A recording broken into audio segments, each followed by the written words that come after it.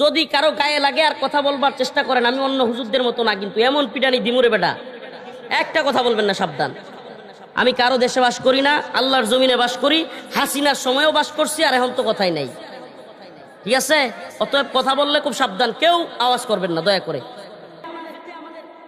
কারে বয়ান শুনাইতেছে আমি? আমার নিজের জীবন চলে যাওয়ার মতো বয়ান করতেছে আমি, আর হেরা একটা কি ব্যাং নাকি গেছে হাসে, উলুবনে মুক্তা সরাইতেছি আমি। ভাই আপনি বুঝে আপনি আসেন, এই কথাগুলো বলেন না। বাপের আল্লাহ মাফ করুক, আল্লাহ মাফ করুক, দম থাকলে এখানে এসে কথাগুলো বলেন। মানে কিছু নিয়েন না, অহংকার করছি না। আল্লাহ তৌফিক দিছে, আল্লাহ দিছে, এই জবান আল্লাহ দিছে, এই জন্য আল্লাহর জবান দিয়ে আল্লাহর জমিনে আল্লাহর কথা বলি। এত সহজ মনে করছেন? আপনি কি মনে করছেন এই কথাগুলো? এই কথাগুলো বলতে বলতে তো উসমান হাদিকে শহীদ করা হয়েছে, আমরা জানি না এগুলো।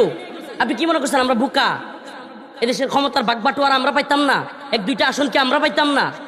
যান একটু খবর লয়ে পূর্বদল নেত্রকোনা খবর নেন, রফিকুল ইসলাম মাদানির আসনে রফিকুল ইসলাম মাদানির অবস্থান কি, যায় দেখেন। বড় বড় দল আমার অফার করছিল, বড় দল ডিরেক্ট অফার করছিল, বড় দল লাগবে না, আমার আসনে খবর নিয়েন। আলহামদুলিল্লাহ আমি মানুষটা ছোট হইতে পারি, আমার আসনের যারা এমপি পদপ্রার্থী, আমি যদি একবার বলতাম আমি দাঁড়াবো, পাতলা পায়খানা সিটে যাই, তুমি খবর নিয়ে দেখবেন। আমি বলতেছি জন্য না, নেত্রকোনায় গিয়ে একটু খবর লইয়েন। তো এই জন্য বলতেছি ভাই, আমরা ক্ষমতার ভাগবাটোয়ারা চাই না, ক্ষমতার ভাগবাটোয়ারা চাই না। আল্লাহ এই উম্মাহকে সজাগ করতে চাই। ও উম্মা, ও উম্মা, তোমরা বুঝতেছো না? উম্মা তোমরা বুঝতেছো না? এই জাতিকে আবারও আরেকটা গোলামির দিকে নিয়ে যাওয়া হচ্ছে। আবারও উসমান হাদির হত্যার বিচার করতে পারে না, আমাদের ভাই আতাউর রহমান বিক্রমপুরে ধরে জেলে দিয়ে দেয়। উসমান হাদির হত্যার খুনিরা ধরতে পারে না, আমাদের মুফতি আইনুল হক কাসেমীকে গ্রেফতার করে নিয়ে যায়। কি মনে করছেন হাসিনা আমলেই শুধু আলেমরা গ্রেফতার হয়েছে? এখনো হচ্ছে এই একই স্টাইলে।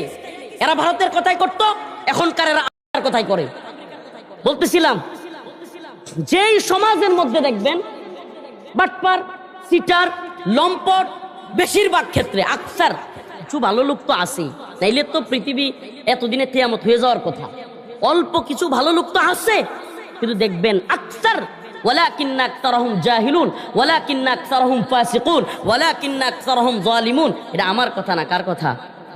আল্লাহ নিজে বলতেছে, কোরআনের কথা, যে ওয়ালাকিন্না আকসারহুম জাহিলুন, বেশিরভাগ আকসার হবে জাহেল, জাহেলে মুরাক্কাব, এমন এমন জাহেল যে একটা দরবারে বসলে কথা বলতে বাও পায় না, কিন্তু ক্ষমতার কারণে। ওই দেখছেন না নারায়ণগঞ্জে একটা এমনি এমনি হাঁটে, হেও বলি নেতা। দেখেন প্রিয় ভাইরা আমার, আল্লাহ আমাদেরকে ক্ষমা করুক, কথাগুলো নির্দিষ্ট কারো বিরুদ্ধে না, কিন্তু আমরা কি অযোগ্য লোককে নিজেদের নেতৃত্বে আনবো? এটাই কিয়ামতের আলামত। কিয়ামতের আলামত গুলো রাসূলুল্লাহ সাল্লাল্লাহু আলাইহি ওয়াসাল্লাম কেন বলে দিয়েছেন, কোরআন কেন বলেছে? ইযা যুলজিলাতিল আরদু জিলজালাহা ওয়া আখরাজাতিল আরদু আথকালাহা ওয়া ক্বালাল ইনসান। ভিউয়ার্স, ভিডিওটি ভালো লাগলে অবশ্যই লাইক দেবেন। তো দেখা হচ্ছে নতুন আরেকটা ভিডিওতে। ততক্ষণ সবাই ভালো থাকুন, সুস্থ থাকুন। আল্লাহ হাফেজ।